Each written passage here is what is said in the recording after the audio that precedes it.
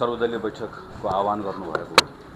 हामीले सबैभन्दा पहिला त राष्ट्रिय स्वतन्त्र पार्टीले अत्यन्त समयमा प्रमुख दलको हैसियतबाट सबै राजनीतिक दललाई एक ठाउँमा बोलाउने कुराको जुन पहल कदमी लिनुभयो, यसका निम्ति आभार प्रकट गरेका छौँ र यसका सभापति माननीय रवि लामिछानेलाई यो पहल कदमीका निम्ति धन्यवाद पनि छ। र यो बेलामा नेपाली कांग्रेस पार्टीको तर्फबाट हामीले जे भूमिका निर्वाह गरिरहेका छौँ यो कुराको हामीले जानकारी पनि गरायौँ। हामीले धार्मिक सहिष्णुता र सामाजिक सद्भाव नेपाली समाजको अन्तर्निहित शक्ति हो, यो कसैले वरदान दिएको होइन।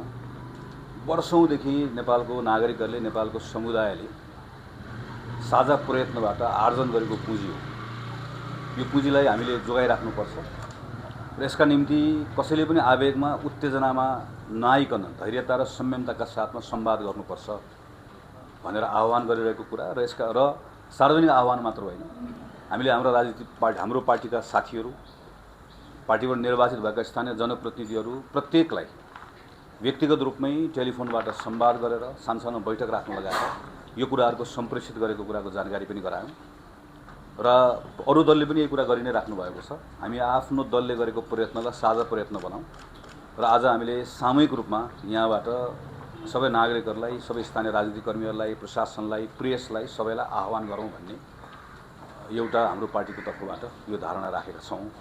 र यो क्रममा तल्लो तहमा सुनसरी लगायतको अरू प्रभावित जिल्लाहरूमा पनि यसै गरिकन यी सर्वदलीय प्रयासहरू गरौँ र कतिपय जिल्लाहरूमा जहाँ यी घटनाहरू पुरानो हाम्रो अनुभवहरू छ, कतिपय ठाउँ अवांछित गतिविधिहरू हुन सक्ने सम्भावना छ, ती ठाउँहरूमा पनि घटनाहरू घट्छ भनेर नकुरौँ, त्योभन्दा पहिले हाम्रो तर्फबाट प्रोएक्टिभली प्रयासहरू गरौँ र यसका निम्ति नेपाली कांग्रेस पार्टीको तर्फबाट हाम्रो भूमिका हामी निर्वाह गर्छौँ भनेर भनेका छौँ। र एउटा अर्को प्रश्न चाहिँ मान्य सभापति मार्फतबाट हामीले सरकारलाई पनि राखेका छौँ।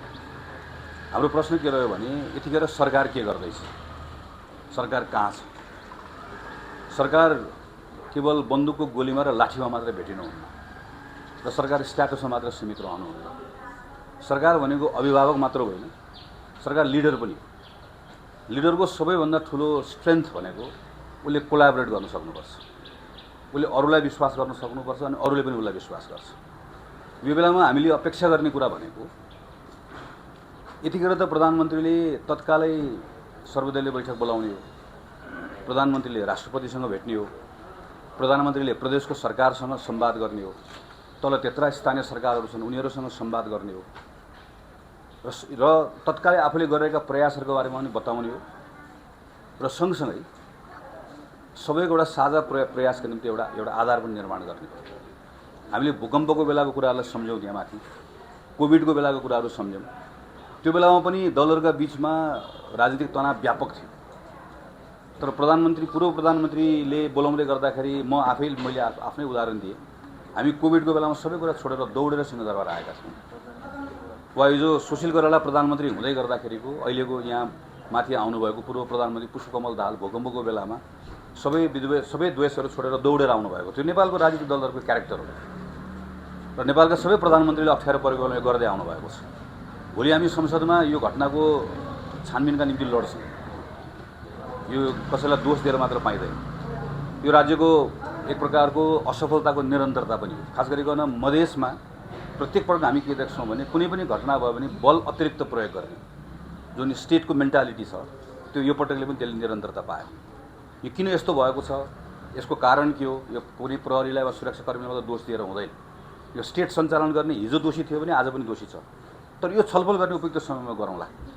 हामी यो बेलामा सरकारलाई अप्ठ्यारो पार्न चाहन्नौँ, हामी यो बेलामा सरकारसँग कामै गर्न चाहन्छौँ, किन हाम्रो जिम्मेवारी के हो।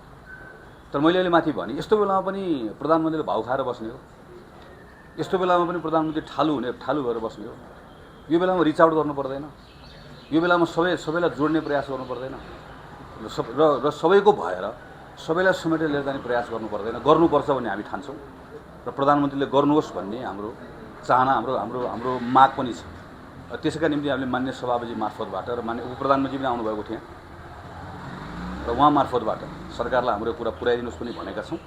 यो एउटा पक्ष हो। तर फेरि पनि अन्त्यमा चाहिँ हामीले हाम्रो पार्टीको तर्फबाट यो बेलामा सामाजिक सद्भाव, धार्मिक सहिष्णुताका निम्ति हाम्रो भूमिका हामी निर्वाह गर्छौँ र हामी सबै अरू दलहरूसँग पनि मिलेर गर्छौँ भन्ने कुरा हामीले राखेका छौँ।